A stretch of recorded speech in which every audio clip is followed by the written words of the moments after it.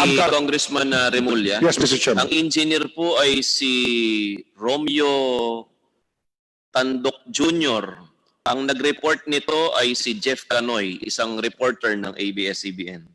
Yung reporter ng ABS-CBN, sabi niya, malungkot na pinapatay yung signal ng TV Plus. Pero, di ba ho ang kanan dapat yun? Hindi ho ABS-CBN dapat na nagpapatay nun?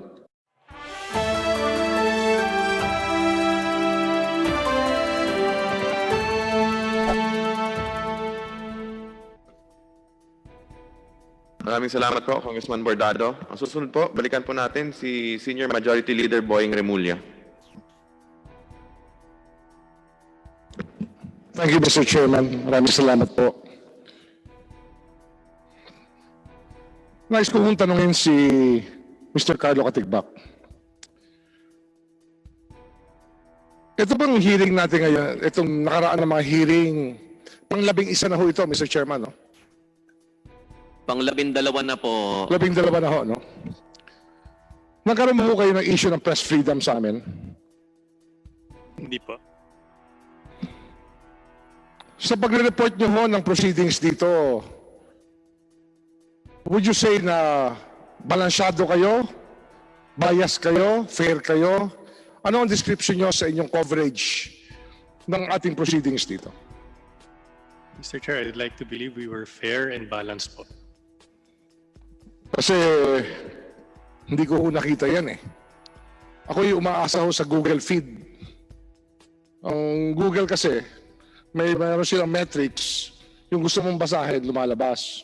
Binabasa ko lahat ng ABS-CBN feed sa Google. At wala ho nakitang balansyado. Ang mga kagaya ho, ng example, citizenship. Ang inyong sinabi, Gabi Lopez is 100% Filipino. Hindi nyo naman sinabi siya American citizen. Tapos pagdating mo sa PDR, totally legal. Hindi nyo naman sinabi na may nakikita kaming problema. Pagdating po sa Amkara, sabi nyo meron kayong black time arrangement na ito ay dahilan na hindi dapat isarado ang TV Plus. Ngayon, tatanungin ko sa inyo, was there a balanced way of reporting it or was it really from the perspective of ABS-CBN? Mr. Chair, with your permission, can I ask Ms. Jing Reyes to answer that po? Ms. Jing Reyes. Thank you, Your Honor. Your Honor, malawakan po talaga yung naging coverage namin sa franchise hearings dahil unang-una, historic po ito at marami na talagang araw ang ginugol ng institusyong ito sa issue ng prangkisa. Sinisiguro ko po sa inyo, 4 halos ang news teams na nakabantay po sa hearing. At sa loob ng TV Patrol, ang aming flagship news program, ilang beses po naming inilalabas ang mga highlights ng franchise hearing. At lagi pong naroroon ang akusasyon laban sa ABS, ang sagot. So, andun po lahat ang pinakamahalagang bahagi na didiscuss at natatalakay dito sa ating mga hearings, Your Honor. Gayon din po sa iba naming natitira pang plataforma sa pagbabalita, ganon din po sa DZMM. Ang sinasabi nyo, totally fair ang inyong coverage ng hearing na to. Na lahat ng nangyari dito, inilabas nyo talaga. Yun po sinasabi nyo sa amin. Yes, Your Honor. Kayo po ay palaging naroon sa aming pagbabalita kahit na po ang inyong maraming posisyon ay hindi pabor sa ABS-CBN, Your Honor.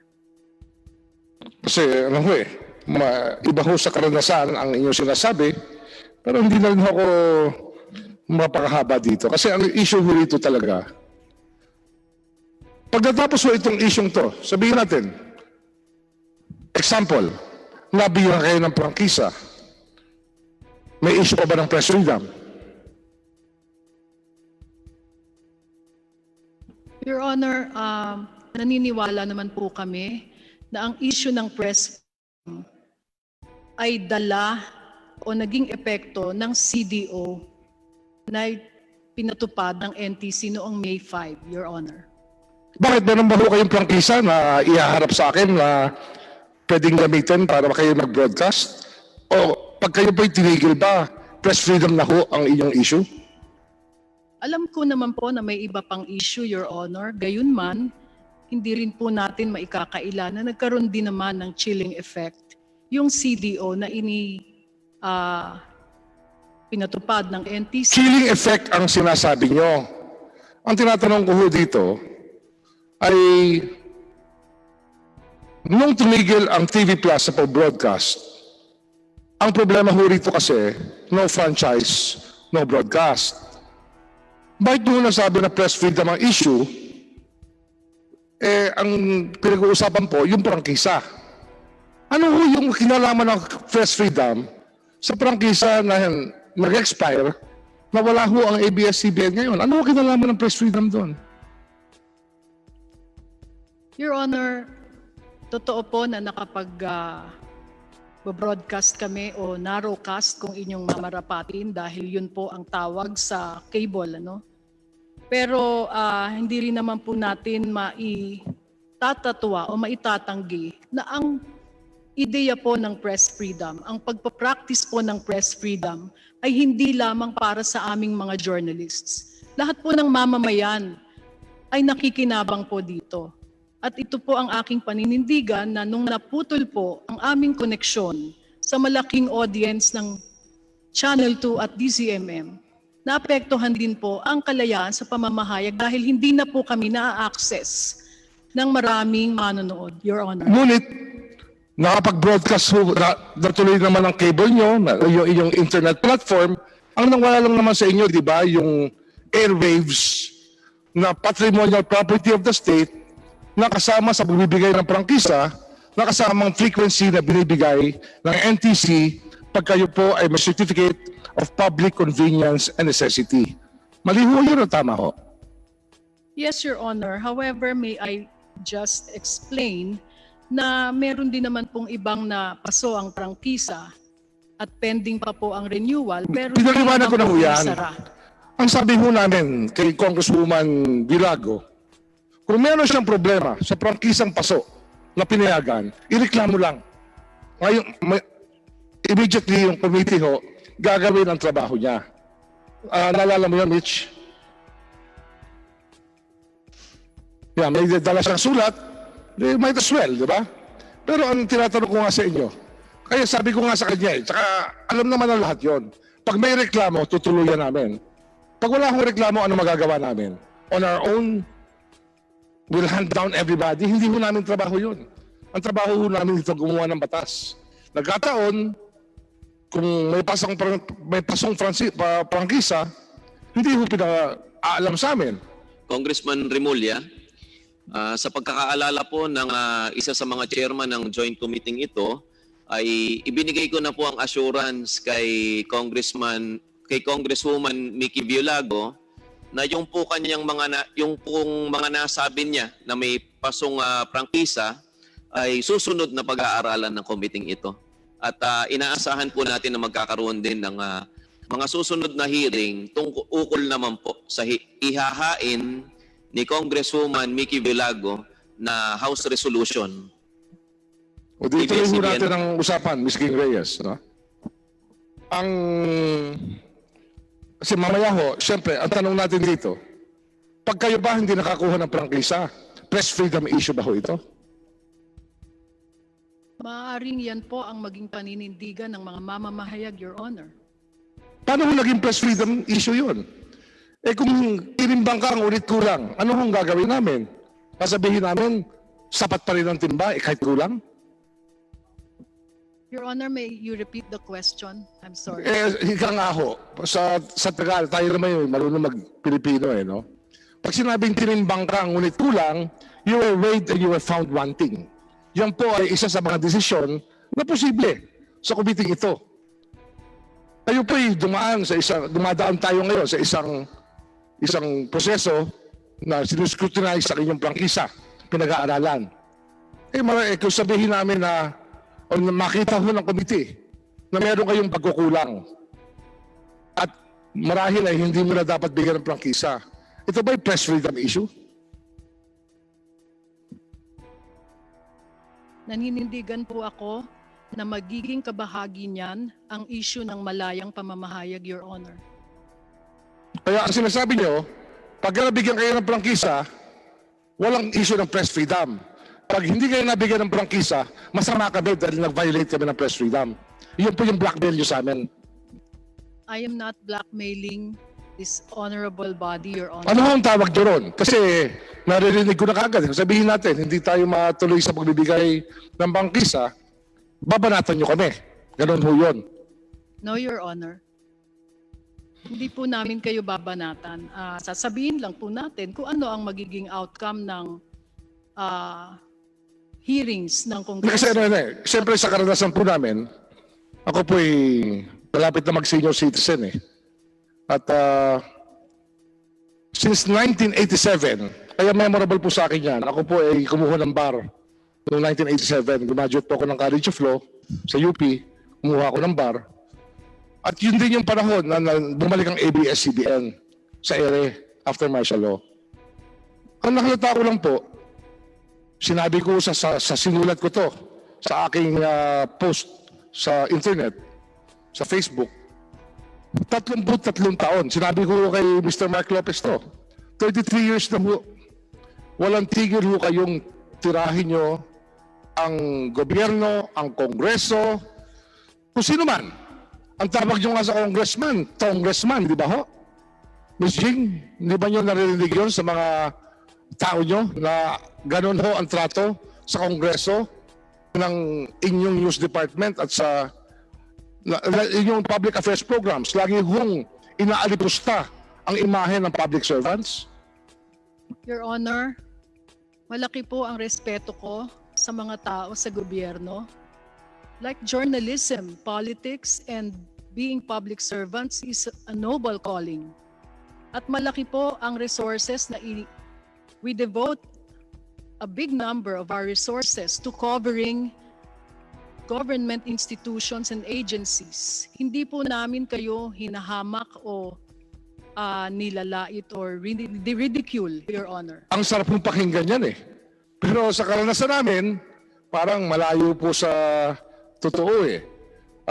Teleserye o Discovery, sabihin mo sa akin kung mali o tama. Lahat po ng kontrabida, masamang tao, laging congressman, governor, mayor, lagi hong gano'n na lang, ay yung pinapalabas sa taong bayan. Ginagawa ka po kami na ehemplo ng kasamaan. Ano ba ho nakain namin na, o pinakita namin sa inyo na para ang lahat po na naglilingkod sa bayan ay in the service of the Filipino people, ABS-CBN na lang, at yung mga government official, lahat abusado. Bakit po gano'n ang pinalalabas na ABS-CBN? Your Honor, will you allow me to answer? Opo, kaya tinatanong kayo eh. Opo. Your Honor, with all due respect, hindi po lahat ng aming mga kontrabida ay masasamang government official. Marami po kaming mabubuti. Pangako sa iyo, isa pa lamang, and these are roles of mayors, governors, congressmen po. Ang isang character po na di mabuti that plays the role of a government official is in no way po a representation of government officials in real life, Your Honor. With due respect po, Your Honor, marami po kaming mga nanay sa mga teleserye na nang-aapi ng mga adoptive children. Pero hindi po ibig sabihin na lahat ng nanay po sa mundo ay mang-aapi na ng adoptive children or the real children in real life. Yun Mr. lang Chairman. po, Your Honor. Ang issue kasi dito, ang nakikita ko, na dapat mapag-usapan talaga, itong bias kasi, ang problema, dahil may mind control po, may control po sa utak ng tao, ang mass media. Kaya sa ating saligang batas, nung ito ay binuo ng mga nauna sa atin, sa mga framers ng ating constitution, ang sinabi na mahigpit ng ating framers ng constitution, mass media should be owned and controlled by Filipinos. Isa pa lang ho yan. Meron po akong sinasabi, Congress shall by law prohibit monopolies in mass media. Ang ibig sabihin, nung sa mga debate ho ng Constitutional Commission, lagi ho nilang iniisip ang impluwensya ng mass media sa pag-iisip ng taong bayan. Yun po ang responsibility ng isang network.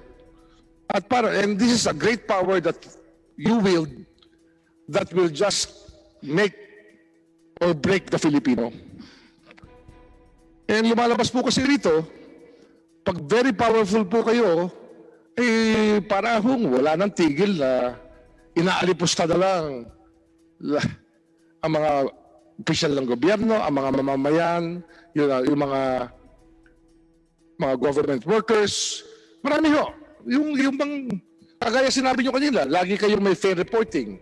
Lagi nyo kung kinukuha yung kabilang side. Ang question, do you even air them? Kasi marami na ho kayo nasaktan na tao. Alam nyo ba ho yun o hindi? Your Honor, may I respond? Yun hong tungkol sa pag-aalipusta sa tao sa gobyerno ay hindi po yan ang aming trabaho. Kung magkataon man lang po na hindi maganda ang aming coverage sa ibang opisyal, ito po ay dahil sa factual basis na nakikita ng aming mga mamamahayag at hindi lamang po ng ABS-CBN, Your Honor. We uncover wrongdoing in many places. Ano tayo? Huwag na natin paikutin masyado, no? Kasi nagbobolahan na tayo rito eh. Yung mga PR spin na pumapasok sa inyong news and public affairs, wala ka bang idea ron o mayroon ka idea? Ano po yun, Your Honor? PR. Public relations spin ng mga spin doctors. Alam mo yun o hindi? We guard against those, Your Honor, but we are aware that there are PR people, spin doctors, if you will, who try to request our anchors or some of our journalists to air Tanungin their kita, yes or no lang, isang beses lang ha. Has ABS-CBN ever done a spin on a story na may nasaktan kayo mga tao at yung taong yun ay hindi nyo na na-air yung storya, yung side niya na storya? Yes or no? I mean, or meron ba ho? Wala. Meron ba ho ang pangyayari na yung spin doctor nyo, binanatan ng tao, sinubukang makipag-usap, sinubukang magpaliwanag, hindi nyo ho pinagpaliwanag? Meron ba ho? No. We Never always happened, air. ma'am? We always air the side of Never happened? Absolutely certain that you've always aired the side of the other side of the story? Absolutely? Your Honor, there are times when the other side is not aired because they refuse to be interviewed or they refuse to give us a statement. That is my point. That is happening not only to ABS-CBN, Your It's Honor, around the but world. other media. It's around the world. Worldwide too eh. The unbridled power of mass media. Vis-a-vis all other institutions that people, that the world has. Mga sa bansa natin, we have the executive, the legislative, judiciary, and we have mass media.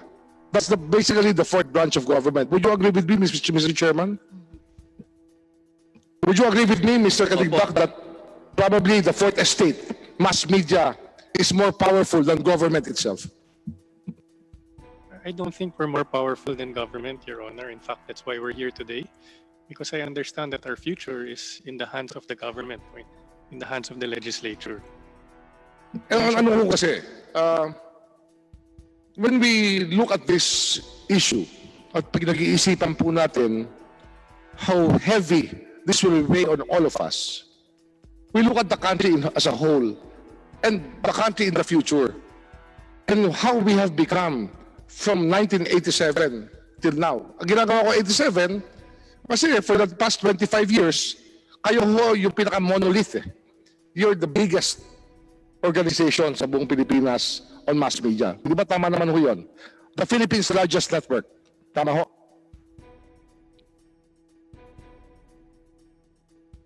Tama po. So, ang reminder ko nga, napakabigat ho ng responsibility ng mass media sa bansa natin. The way that people think, yung ano na uuso, kung ano sayaw na bago, kung ano ang trending, puro na lang mass media nagdadala. Tama ho o mali?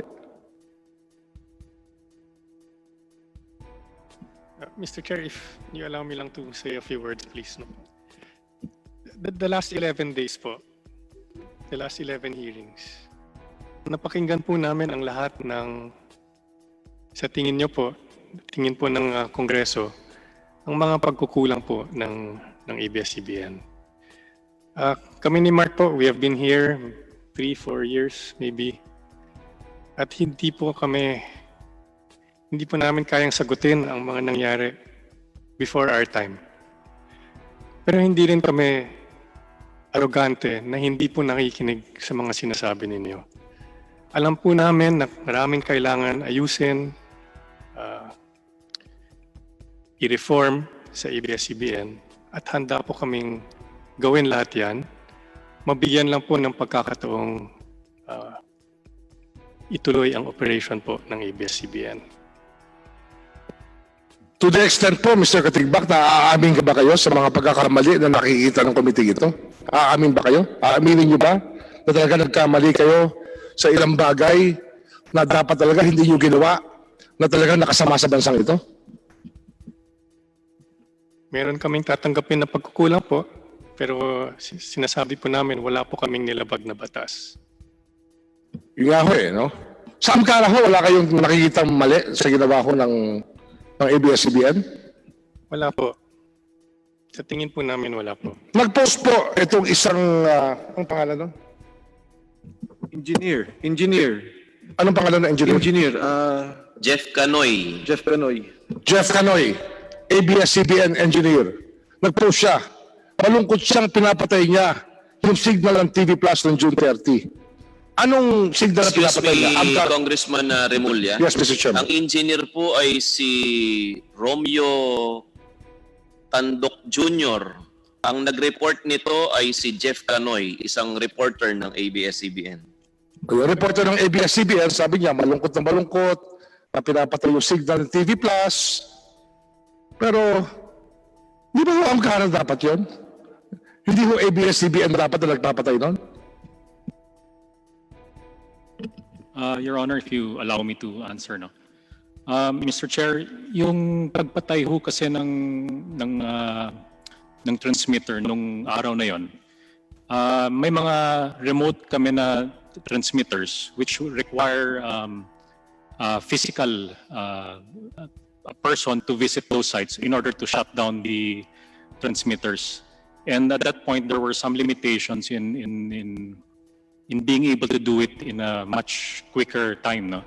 So yung napag-usapan doon was that we would shut it off from ABS-CBN because we have that capability to shut it off quickly. So yun ang naging decision at that point ho. Ano ho to Mr. Lopez, Mr. Katigbak one lie will not cure another Ito kasi, ang sabi nyo, Amkara na ho ang nag-broadcast sa signal nyo. Huli namin natin. Totoo ba yun o hindi? Totoo po. Amkara na ang nag-broadcast.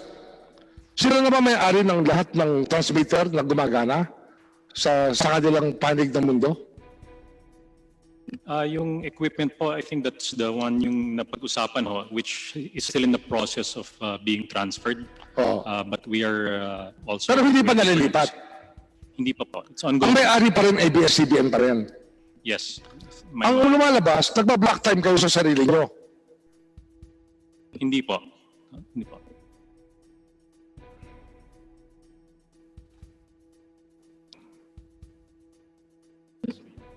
Yes, kasi ho, the NTC originally assigned Channel 43 for the use of Sino may-ari ng Channel 43? Sino may-ari ng frequency? Amkara po, Channel 43. Hindi. Ang may-ari ng frequency, taong bayan. Tama ho, mali? Tama po. It's assigned to... Pag inassign ng NTC yan, hindi na may-ari niyan Channel 43. Inassign ng NTC sa ABS-CBN. Tama ho, mali?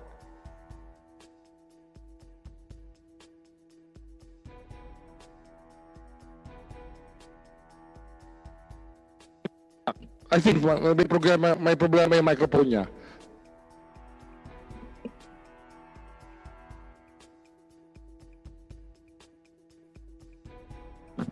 Sorry po, can I request the question? Di ba, tinatanong ko sa inyo, sino may-ari ng frequency ng Channel 43? Well, it's assigned to Amcara po. Assigned to Amcara before inassign sa ABS-CBN ng NTC through the provisional authority. Tama ho, mali. Through the provisional authority, imbis na Amcara may-ari, pinagamit na ng NTC sa ABS-CBN yung frequency ng Channel 43. Am I correct? Your Honor, can I request Attorney Uy to answer the question? Mr. Chair, Mr. Yes. Chairman, the NTC assigned Channel 43 to ABS-CBN for the simulcast. Assign the frequency of Channel 43 or Channel 43. I'm sorry, Mr. Chair. Ano ba yung inassign sa inyo? Channel 43 or frequency of Channel 43? Magkaiba ho yun eh. I don't know the Channel difference. 43 is a frequency. I was saying that. If we're speaking the same language, I would accede to that. Is Channel 43 a frequency or a station? Para ma-distinguish po natin. Para malinaw po sa isip ng taong bayan. It's a frequency, Mr. Chair. Oh, Channel 43 is a frequency. Sino may-ari ng frequency? Attorney. The state, Mr. Chair. Oh, taong bayan, the state, taong bayan na may-ari ng frequency. Di ba? So under the provisional authority issued on May 14, 2019, inassign ng NTC sa Channel 2, sa ABS-CBN, case number 87-006, provisional authority, inassign po yung frequency, Channel 43, sa ABS-CBN para mag-digital kayo. Correct? Mr. Chairman, yes, that was stated in the provisional authority granted to ABS-CBN. However, Channel 43 was assigned to ABS-CBN even before then, Mr. Chair. And, Attorney, remember, when this was assigned, the NTC was still under the impression, hindi pa nawawala yung impression ng NTC. Hanggang ngayon yata, hindi pa nawawala. Na magkapatid po, sister stations po, ang ABS-CBN at ang Amcara. Kasi naging subsidiary niyo siya for 24 years. Am I correct? 24 years nyo, naging subsidiary ang Amcara or 23? ABS-CBN had shareholdings in Amcara for that period, Mr. Chair. For 23 years, 49%. Mr. Chairman, Yes, Mr. Yes, Chair. yes. yes. Yes, With the Congressman with Defensor. the indulgence of Honorable Rimulya, kasi yung punto lang naman po ni Congressman Rimulya kanina is that sinasabi walang violation. So pinoint out niya yung mismong engineer ng ABS-CBN na nag-post na in-off niya yung signal supposedly ng Amcara. Now, Mr. Lopez is saying no, it was the signal of the other stations na dapat, well, basically it should have been off since May 5 of this year. But anyway, having said that, Mr. Chair, nakarecord naman po yun eh. Ang pinagtataka ko lang po, yung engineer din kasi, siya rin ang nag-delete nung kanyang pinost. So talagang hindi maalis sa amin at maging sa komite kasi may nag-send na message po sa atin, kanya-kanyang may nagbigay na message dun sa pangyayari. But I guess, Mr. Chair, yung pong sinabi ni Congressman Rimulya, nagtawag naman po ng investigation na sa NBI and they will give the respective report given this development.